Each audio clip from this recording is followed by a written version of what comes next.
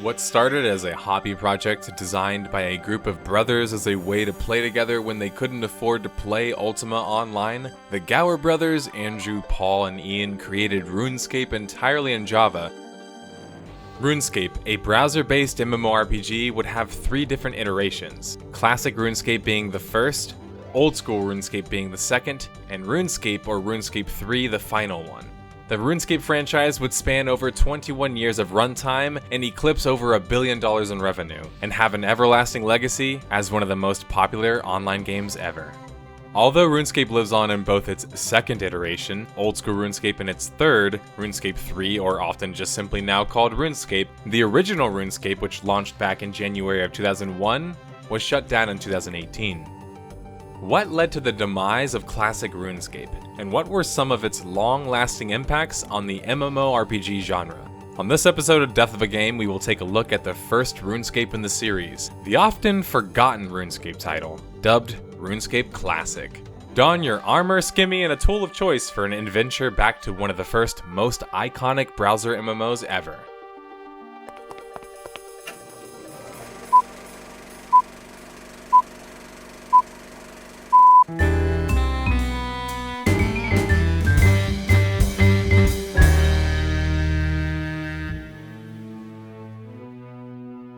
The story of classic RuneScape spans far back to the origin of the very creator of the game himself.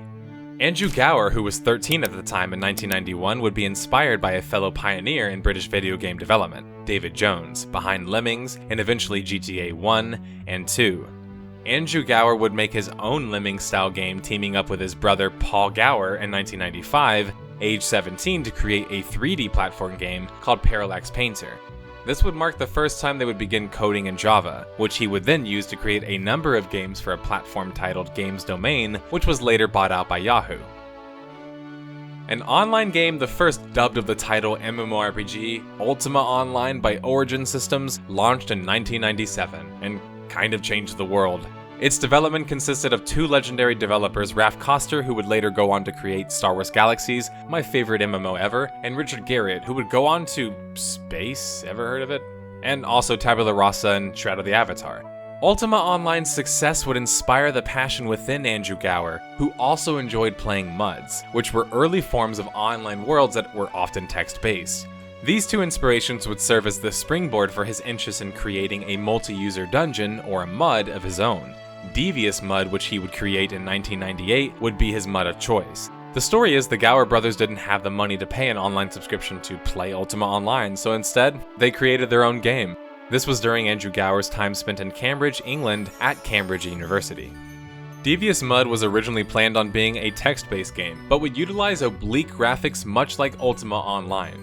The game itself would be played by only 20 people and was mostly playable on Andrew Gower's personal website. Devious MUD would undergo a number of rewrites, until eventually in October 1999, Andrew would enlist in the help of his brothers, Paul and Ian Gower.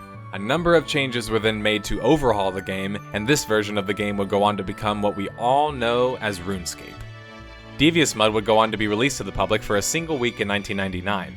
This was the same year the Gower brothers would form Jagex Software, which also stood for Java Gaming Experts, which was described as a small software company in England who specialized in producing top-quality Java games for web pages. Web page-based games were dominant in the late 90s and early 2000s, as graphics for titles had yet to further develop. Designing their newly dubbed online RPG with Java for a play through a web browser would give unprecedented access to the game, as just about anybody with a working internet connection and a browser could play and experience the game. Early browser MMOs included Habbo Hotel, Second Life, and of course RuneScape. Habbo Hotel being the first MMO I personally ever played, which meant that browser MMOs have always had a certain special place in my heart. Java-based gaming engine RuneTech, which powered RuneScape, would go on to become Jagex's personal engine of choice. This ease of access that it allowed would prove to be a key factor in RuneScape's popularity at large for many years to come.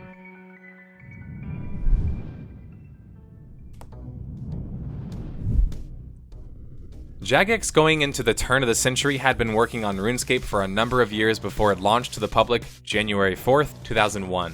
Joining around the same time would be Constant Tedder, who was set to be the CEO for the company. Hiring an outside CEO is usually the moment a smaller company starts to scale up, and that means things are starting to get serious.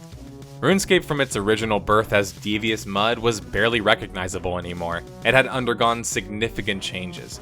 Over 120,000 map tiles made up the world, 800 frames of animation for monsters and players, 200 objects to find and trade, 2,900 scenery items, and over 250 characters walking around the map.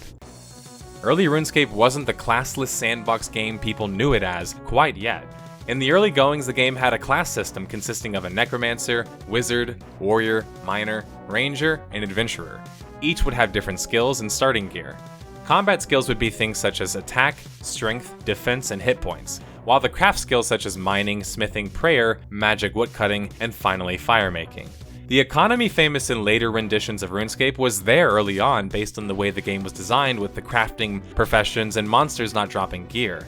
Everything made money or was an activity that led to such. Many of these systems would be present in later RuneScapes, but their first iteration in RuneScape Classic, as the original RuneScape would later be dubbed, would prove to be a much simpler iteration. This would prove to be later quite problematic when it came to automating such gameplay systems on the player side. For example, things like mining only consisted of one material, and skills like prayer were difficult to train because you needed bones and big bones for experience. And some of these systems only consisted of you just clicking over and over again. Arguably, for RuneScape 1, the game was more intended on being a place that you could do social activities with other players from across the world, more so than the hardcore experience that maybe Ultima Online at the time was known for. One thing in common with Ultima Online that RuneScape featured was an introduction of the hiding skill to the franchise. It unfortunately didn't last very long in the game, but to think that both hiding and thievery, aka stealing as a mechanic, were attempted in RuneScape Classic and present in the game at some point shows you how inspired the game was originally by Ultima Online, I think. Needless to say, RuneScape wasn't a simple Java game anymore, and although it's not easy to track the success of a game that launched almost 20 years ago, having followed the history of the game since and spoken to Jagex developers, the success was almost immediate. So much so that news hit the web in October of 2001 that RuneScape, which was previously only free-to-play, would be offering a premium service. This would mean frequent updates, no ads, and server quality control. Many ambitious things such as dueling systems, more monsters, more quests and items and the like were also planned. Although RuneScape would go on to have some of the most iconic quests and quest system ever, early on, the game was a little bit more humble, and so therefore, the game clearly needed to monetize. Jagex admits that keeping the free version of RuneScape will cost them money, but their decision to keep such would prove to be another pivotal decision for the company's success and longevity, as free-to-play lowers the barrier of entry, just like being a browser game does, and also incentivizes people to then want to spend money so they can get that promised new content, like improved quest system as I mentioned, or all the other features that would later come to the game. In July 2002, the class system was completely destroyed, and what currently constitutes the RuneScape experience started to truly take form, with the introduction of the famed tutorial island. With the class system removed, all players started with a bronze axe, cooked meat, and a tinderbox. The small company of Jagex, with the success of RuneScape nearing the end of 2002, was looking pretty. With a new improved player experience, more content updates, and a steady trickle of monthly subscriptions, they were bringing in the cash. RuneScape coming at the beginning of a new century put it in a difficult spot of being aged out quickly as new 3D MMORPGs launched, including browser 3D MMOs. The graphic style in classic RuneScape was distinctively 2D, though it shared similarities of the RuneScape that would precede it. Jagex would change this with their biggest update for RuneScape Classic yet, in February of 2003. This update would contain a transition to 3D, which would essentially require another rewrite of the code. With a more powerful engine would also come the addition of music, a new combat system, and a quest NPC rework. RuneScape had become RuneScape Classic officially, and the newer RuneScape would be simply RuneScape. RuneScape Classic would no longer be the focus for new content for Jagex going forward. RuneScapes have a lot of names and it can get quite confusing, but there's 3 in total: RuneScape 1, aka RuneScape Classic, 2, aka Old School RuneScape, and 3, which is just simply nowadays in 2020 called RuneScape. RuneScape would have its beta for paid members starting on December 1st, 2003. Meanwhile, classic RuneScape was quickly losing its population as RuneScape would become more and more tested by the public in different phases, spanning into the spring of 2004.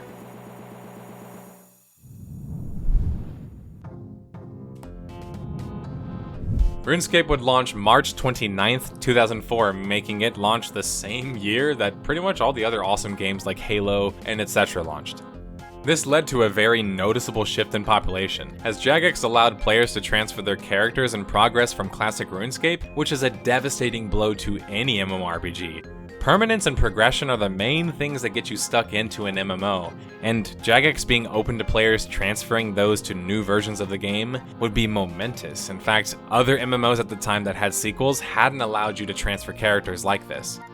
Classic RuneScape servers were still live, but most of the player base having left to RuneScape meant its future was unsure already so early in its lifespan.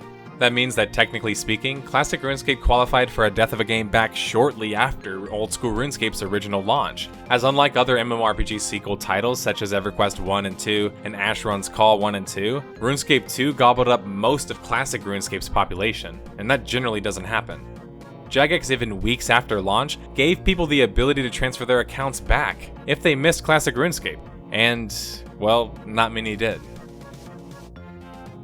The story of classic RuneScape didn't end there though. Although a paltry amount of players were left playing the game had rampant cheating and exploits that could result in things like bugged mechanics or even a crashed server. So much so that Jagex cited this as being the large reason in August 2005 they discontinued the free version of RuneScape Classic altogether. Now there is some truth here, because free-to-play systems are much easier to exploit and cheat with due to the ease of access. There is, however, the point that those free players aren't exactly really likely to sub in the first place compared to those who are playing the more modern RuneScape. So there's little financial incentive for Jagex to support a free-to-play version for classic RuneScape. But even though they would discontinue the free version of RuneScape Classic, they would periodically open up registration for players. This would result in more than 5,000 RuneScape Classic accounts being banned. With such an old source code, the exploits and faults were quite numerous. Jagex neither had the interest nor incentive to focus on fixing the problem, as RuneScape was now the cash cow for Jagex as it continued to be even more successful. This would become a recurring theme with RuneScape Classic. The game, simply put, was easy to break. Fast forward 3 years and RuneScape Classic would temporarily reopen in November 2009, as it would do just a few more times. Jagex in the press release stated that RuneScape Classic is the predecessor to the current RuneScape game. It was closed to new members over 4 years ago, but we want for players to be able to try out this important part of our history. We also have potential future plans for Classic, so another reason for reopening is to see how many people are interested. Jagex simply, with RuneScape Classic, was checking the temperature. Andrew Gower, when questioned if he had plans with RuneScape Classic in a Q&A, would answer simply yes. According to the RuneScape wiki, Classic was temporarily opened for a 2-week period for subscribing RuneScape 2 members. This caused a significant rise in the amounts of players online from apparent record low numbers. With the more modern RuneScape getting, well, more modern though, Classic was looking more and more dated.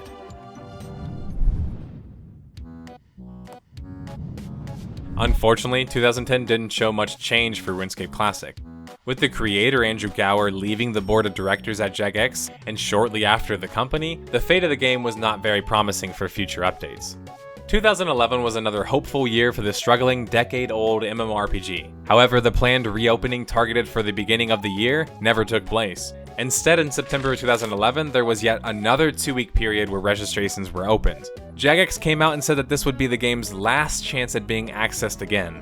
And at this point in 2011, only 3 classic servers were currently in existence. While RuneScape was winning Game of the Year in 2012, RuneScape Classic had nothing of note happen. 2013 wouldn't fare much better either, as Jagex confirmed there were no future openings planned for RuneScape Classic. But every time you had a year or two with no news from RuneScape Classic, you had more news from Jagex concerning the growth of the franchise and the company overall. In 2013, Jagex would announce a new RuneScape, which would now make the old RuneScape dubbed Old School RuneScape. This time now, players didn't willingly jump into the new RuneScape, as it offered a stronger contrast to Old School RuneScape than Old School RuneScape offered to RuneScape Classic. 2 years later, we saw the first update in many years come to RuneScape Classic. This update was targeting security fix, as well as allowing players the ability to use third-party clients. January 2006, Jagex reopened the classic RuneScape servers temporarily, but granted those who accessed the servers the ability to access them again after the period was over. Jagex simply wasn't the same humble company out of Cambridge started by the Gower brothers, but instead a behemoth in online gaming with multiple launched titles and investment interests. The Gower brothers weren't even a part of the company anymore, at least not even in a major capacity, so the company was certainly different, and naturally more profit-driven as it grew in size and needs to sustain such. In July of 2016, that would be confirmed when Jagex would be bought by a Chinese mining company for $300 million, which just kind of furthered that point. The most important year, okay, this is the most important year for real, in RuneScape Classic history would be 2018. 2018 would be the year that Jagex would yet again launch another directive to make RuneScape Classic playable again by ironing out yet more bugs. One of these legendary bugs being the Crystal Chest glitch. The Crystal Chest was located in a house north of Jagex's Herblaw shop in Taverley. To open the chest you needed a crystal key, lootable on monsters with rare drops. The chest itself granted access to uncut dragonstones, which were a gem that were very rare used in crafting that could grant you up to 127 crafting experience, and it was worth a few hundred gold pieces. This was one of the few spots in the game to get this drop, other than killing black, red, or king dragons in the game, which were boss mobs. Players would glitch the chest in order for it to be permanently opened, which would prevent other players from using a crystal key to get the loot. This artificially would create a scarcity in the market. The problem was, the glitch wasn't fixed even though that was their intention with the patch, and that was the story of RuneScape Classic in a nutshell. Even after all these years, they were just unable to fix the problems that kept persisting. I was told by a Jagex employee anonymously that even Andrew Gower himself, who had left the company by 2018, said he couldn't fix it and he created it. At this point, there wasn't enough compelling arguments to keep dumping resources into trying to fix such a dated and faulty version of RuneScape. But for some RuneScape fans, Classic meant more than just some early buggy offshoot, right? It was the first RuneScape experience for a group of people, and it featured mechanics such as thievery and hiding that weren't present in other RuneScape. It also exposed many players to PvP and even potentially losing your gear. RuneScape had an undeniable charm about it, clearly showing the passion that the Gower brothers and co had for the video game. Many of the sounds in classic RuneScape were created in their mother's kitchen, but Jagex had little reason to keep the game running any further. In May of 2018, Jagex would announce the decision to shut down RuneScape Classic, citing their tools no longer being compatible with Classic, which created a community safety and macro detection problem. The game was easily abused by third-party macro tools, which made botting an issue, especially when tasks in some cases were entirely repetitive. It must be stated that this is also a design problem and not just a security problem, because if players are more concerned with automating features of your game, the system isn't very entertaining in the first place. Jagex in the announcement would state that we have not fully supported RuneScape Classic for years, so why are we suddenly seeing it as a problem now? The truth is that bots and lack of community safety tools are serious problems. However, we also feel that we can no longer offer long-term service reliability due to the growing risk of unrecoverable game-breaking bugs. The number of bugs is getting worse, and we're gradually seeing the game breaking. It's important to highlight that these are bugs which we won't fix. Most of them we can't fix due to the unsupported nature of the game. RuneScape Classic servers would indeed be brought down on August 6, 2018 for good. While its younger brother RuneScape 2's Second Life in old school RuneScape was still very much thriving, and the newest addition to the series, RuneScape 3, was still very much a player in the online world. But the world hadn't moved on completely from RuneScape Classic. The game still features 2 private servers / emulators which have been running for many years and hit player peak numbers of almost 1,000 players. This shouldn't be surprising because the main reason people had an issue with RuneScape Classic in the first place was the botting and the cheating issues. Not necessarily the game itself, though it was certainly rougher around the edges and did have its design problems. For some though, that's just an acquired taste.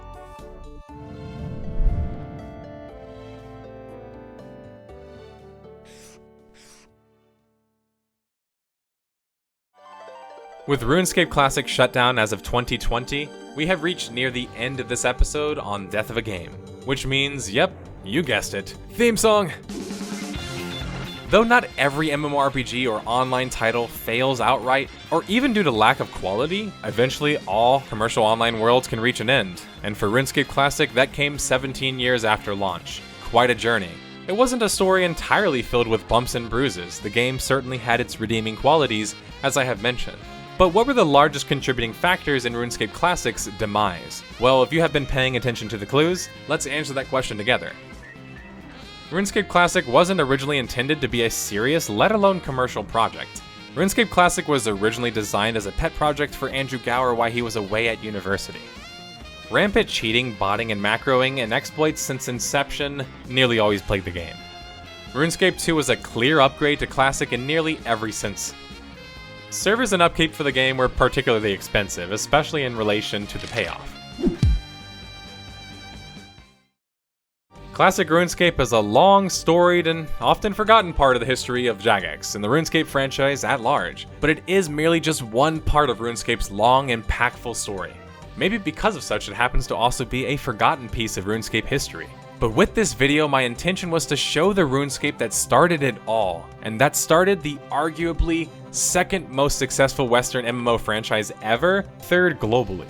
Because although many of us didn't have the chance to play classic RuneScape, as it was quickly phased out by the more popular and still thriving old school RuneScape, it's still a story I believe worth being told. Thanks for watching, guys.